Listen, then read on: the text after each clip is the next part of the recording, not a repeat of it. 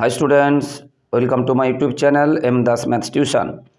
আজকে 2025 সালে মাধ্যমিকের জন্য এবিটিএ টেস্ট পেপারে লাইফ সায়েন্সের 441 পেজের 2 এবং 3 দাগের যে প্রশ্ন আছে তার উত্তরগুলো করাচ্ছি বন্ধুরা।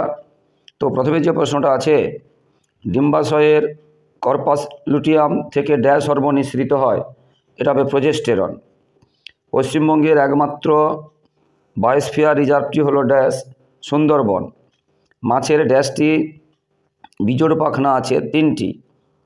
শুষ্মাকাণ্ডের আবরণী হলো ড্যাশ মেনিনজেস। একটি স্বাধীন জীবী নাইট্রোজেন সংবন্ধনকারী ব্যাকটেরিয়া হলো ড্যাশ অ্যাজেটোব্যাক্টর।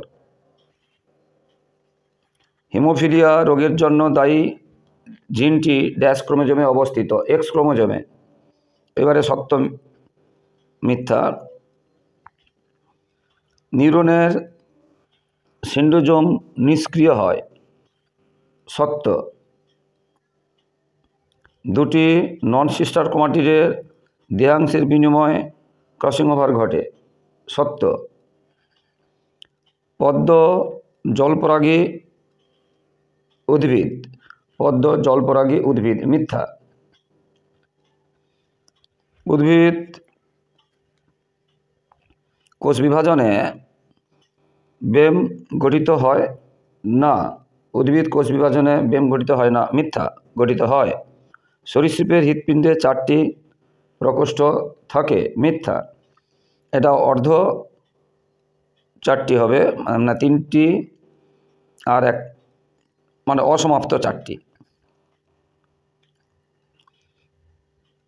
এরপরে ক্রোমোজোমে শুধুমাত্র মহিলাদের, এক্স ক্রোমোজোম শুধুমাত্র মহিলাদের দেহে থাকে, এটাও মিথ্যা। কারণ মহিলাদের 2টো এক্স ক্রোমোজোম থাকে আর পুরুষদের একটা এক্স ক্রোমোজোম থাকে, তাহলে পুরুষেরও থাকে। এবারে বাম স্তম্ভ ডান স্তম্ভ। অ্যামাইটোসিস 2 এটা যেটা আছে 13, বাম স্তম্ভ ডান স্তম্ভ। অ্যামাইটোসিস এইগুলোর মধ্যে থেকে হবে অ্যামাইটোসিস প্রত্যক্ষ কোষ বিভাজন। অ্যামাইটোসিস হচ্ছে প্রত্যক্ষ কোষ বিভাজন। মায়োপিয়া অবতল লেন্স সংশোধনের জন্য অবতল লেন্স ব্যবহার করা হয়।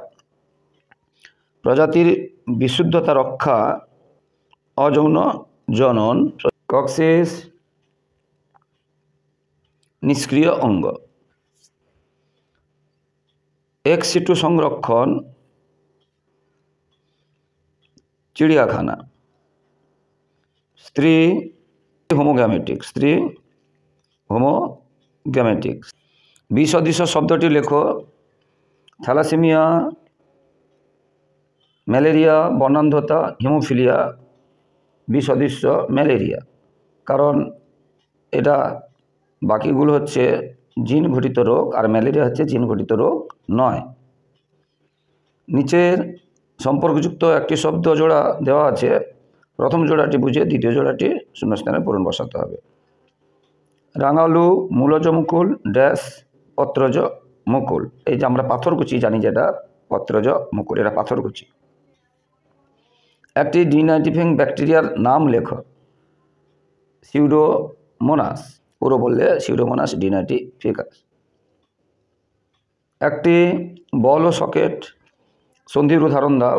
নিতম্বের অস্থি সন্ধি, নিতম্বর অস্থি সন্ধি মানে আমাদের কোমরের যেটা থেকে যেখানে পা তৈরি হয়েছে, ফিমার ও শনি চক্রের সংযোগস্থল, যেটা আমাদের হাতে কাঁধেরও হবে, কাঁধ এবং হাতের যেটা। টেলোসেন্ট্রিক ক্রোমোজোম কি? টেলোসেন্ট্রিক মানে সেন্ট্রোমিয়ার যদি কি হচ্ছে একদম টেল মানে ধারে থাকে, টেলোসেন্ট্রিক শেষ প্রান্তে থাকবে, সেন্ট্রোমিয়ার ক্রোমোজোমের শেষ প্রান্তে থাকবে, টেলোসেন্ট্রিক তাকে বল। মানুষের একটি নিষ্ক্রিয় অঙ্গের নাম, মানুষের অ্যাপেন্ডিক্স, ভার্মিফর্ম অ্যাপেন্ডিক্স বা শুধু অ্যাপেন্ডিক্স বলবে। ভারতের একটি হটস্পটের নাম পূর্ব হিমালয়, ভারতের একটি হটস্পটের নাম পূর্ব হিমালয়। পিবিআর কি?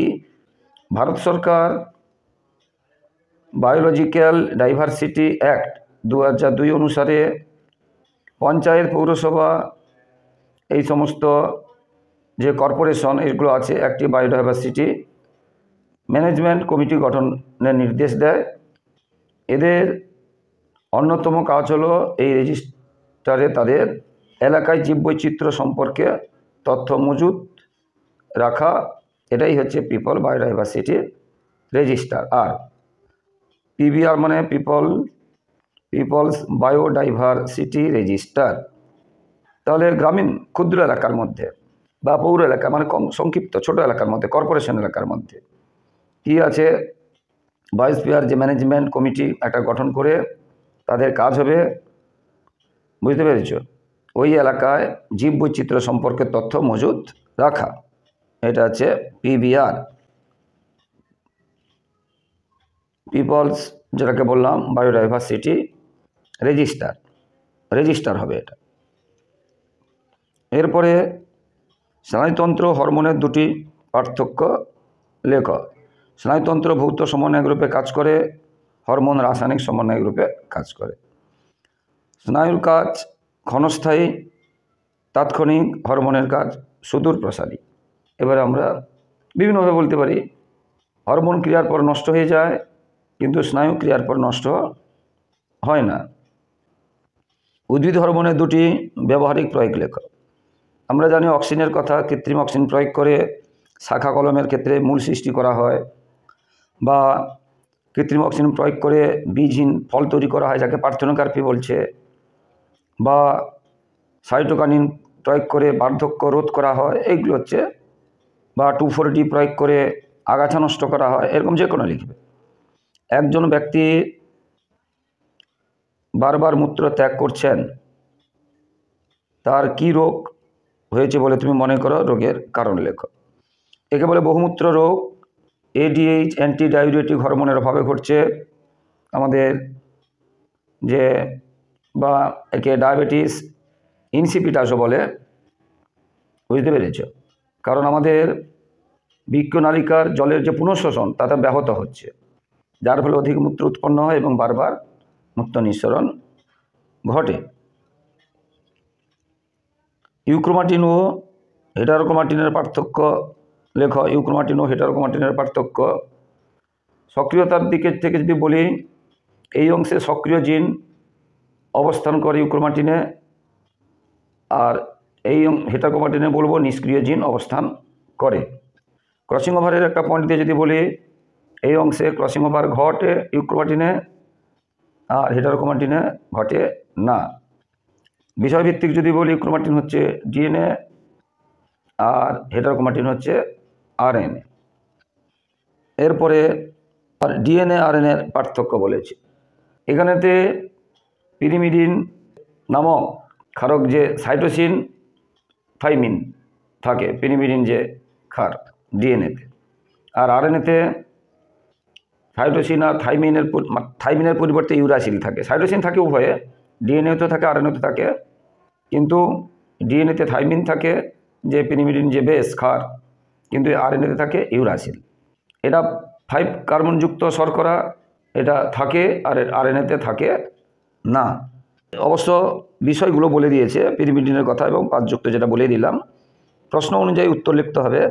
এই বংশগত বৈশিষ্ট্য বহন করে কি করে না, দ্বিতন্ত্রী কি একতন্ত্রী, এখানে কিন্তু এই পয়েন্টটা বলেনি। এই দুটো পয়েন্ট যেটা বলেছে যে কার্বনযুক্ত শর্করার কথা, সেটা বলবে ডিএনএতে থাকে আরএনএতে থাকে না। আর পিরিমিডিন যেটা বলেছে, পিরিমিডিন যে ক্ষারক বেস, এটা হচ্ছে থাইমিন থাকে ডিএনএতে আর আরএনএতে থাকে ইউরাসিল। সাইটোসিনের সঙ্গে থাইমিন থাকে, আর এখানে সাইটোসিনের সঙ্গে ইউরাসিল থাকে, থাইমিন থাকে না, আরএনএতে ইউরাসিল থাকে। মাইক্রো প্রোপাগেশনের দুটি গুরুত্ব লেখো। অনুবিস্তার দুটি গুরুত্ব লেখো। মোস্ট ইম্পর্টেন্ট প্রশ্নগুলো এগুলো না। এর সাহায্যে আমরা ভেষজ উদ্ভিদের উন্নতি সাধন করতে পারি। রোগমুক্ত অসংখ্য উদ্ভিদ একসাথে অল্প সময় উৎপাদন করতে পারি। রোগমুক্ত অসংখ্য উদ্ভিদ একসাথে উৎপাদন করতে পারি। আর লুপ্তপ্রায় উদ্ভিদকে সহজে সংরক্ষণ করতে পারি। অল্প জায়গায় অসংখ্য আমরা চারা তৈরি করতে পারি। অসম্পূর্ণ প্রকটতার উদাহরণ বুঝতে পেরেছ দিয়ে তাদের জিনোটাইপ ও ফিনোটাইপ অনুপাত লেখো। অসম্পূর্ণ প্রকটতাতে জিনোটাইপ এবং ফিনোটাইপ অনুপাত একই থাকে, 1:2:1 থাকে। আর উদাহরণ বলে আমরা সন্ধ্যা মালতী, যেটা স্ন্যাপড্রাগন বা 4 o'clock কথা বলতে পারি। লাল এবং সাদা সন্ধ্যা মালতী ক্রসের ফলে, সংকরণের ফলে লাল সাদা ছাড়া গোলাপি তৈরি হয়, আমাদের সেই কথাটা বলতে হবে। এটাকে বিশুদ্ধ আর জনিত্রী জনু যদি বলি, এটা 8টা প্রকট, ক্যাপিটাল 8টা প্রচ্ছন্ন, এটা লাল, এটা সাদা।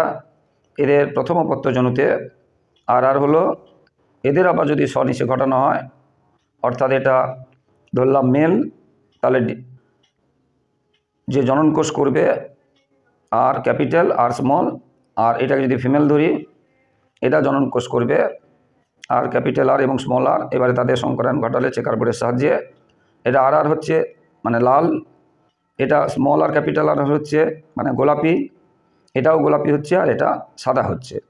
এইটা আমরা চেকার বোর্ডের সাহায্যে দেখাতে পারি এইভাবে। বুঝতে পেরেছো? তাহলে সুবিধে হবে, সংক্ষেপে চেকার বোর্ডের সাহায্যে দেখানো যায়।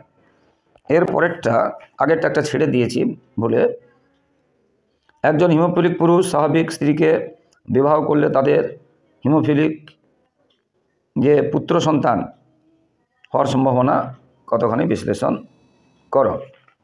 তো দেখো, এটাও যদি আমরা এইভাবে করি, এটা কি বলেছে, হিমোফিলিক পুরুষ বলেছে, এটা এক্স ক্রোমোজোমে অবস্থিত হিমোফিলিয়া হচ্ছে প্রচ্ছন্ন, এটাকে এইচ ধরলাম জিন, আর এটা স্বাভাবিক জিন, এটা স্ত্রী, এটা পুরুষ।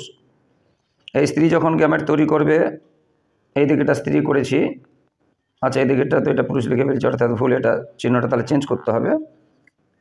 এটা স্ত্রী যেহেতু দিয়ে দিয়েছি, তাহলে এটা প্লাস করতে হবে, আর এটাকে তীর চিহ্ন দিয়ে এটাকে করতে হবে, ঠিক আছে, পুরুষ করতে হবে। কিন্তু এই দিকটায় স্ত্রী থাকে, এই দিকটায় পুরুষ থাকে, এটা যেহেতু করে ফেলেছি, তাহলে এটা করছে স্ত্রী, আর এটা পুরুষ।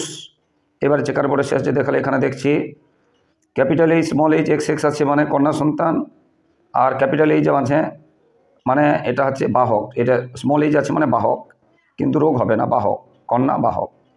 এটাও কন্যা বাহক, স্মল এইচ ক্যাপিটাল এইচ আছে মানে বাহক, ক্যাপিটাল এইচ থাকলেই রোগ হবে না। এবার এখানে হচ্ছে পুত্র সন্তান, কিন্তু ছোট এইচ নেই, তাহলে এখানে কোনো বাহক নয়, স্বাভাবিক। এটাও পুত্র সন্তান, এটাও স্বাভাবিক। তাহলে আমরা দেখলাম সমস্ত অপত্যের মধ্যে কারোরই রোগটা কিন্তু হলো না, কিন্তু কন্যা সন্তানের একটি হলো বাহক, অর্থাৎ 4টির মধ্যে একটি মানে 25%, না 2টো, বুঝতে পেরেছো, মানে 50% বাহক সমস্ত অপত্যর মধ্যে। আর কন্যাদের মধ্যে 100%ই বাহক। আর পুত্রদের মধ্যে কারোর রোগ হলো না, পুরো পুত্রদের 100%ই স্বাভাবিক।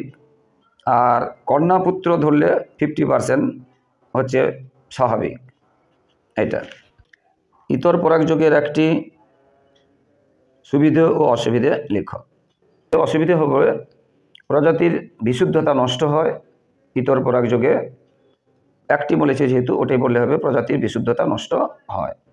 আর সুবিধা আমরা কি বলতে পারি না, নতুন বৈশিষ্ট্যের উদ্ভব ঘটে বা বিবর্তনে সাহায্য করে।